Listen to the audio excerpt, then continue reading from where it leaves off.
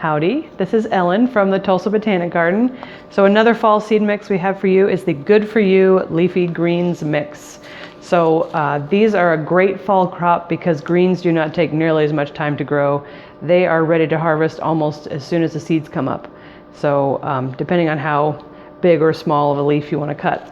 So the first one we've got is our Rainbow Heirloom Chard. I mean, chard is everyone's favorite, but I really love it when it's young and tender. The bigger the leaves get, the more intense the flavors are. And this is another one that you can harvest from now until the first intense freeze that we get later on in the year. And many times, if they're in a protected place, they'll just grow all winter.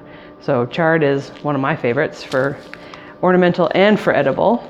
And then we have our Gourmet Greens braising mix, which is a mix of lots of different greens, beets, and chards. And this is one that is meant to harvest at the very small leaf stage.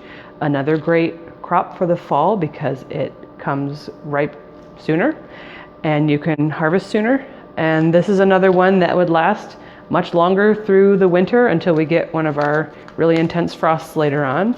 Next we have the Edible Beauties flower mix. So this is one of my favorite. I love edible flowers. They are beautiful and tasty and sometimes a little bit spicy. So depending on what you want to add to your salad or stir fry, they're very versatile.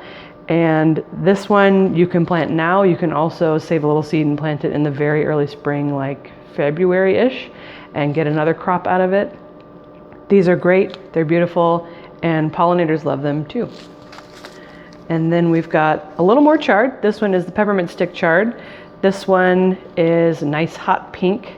Another that you can harvest at a very early stage for baby chard, or just wait for it to get full grown, watch it grow in your garden.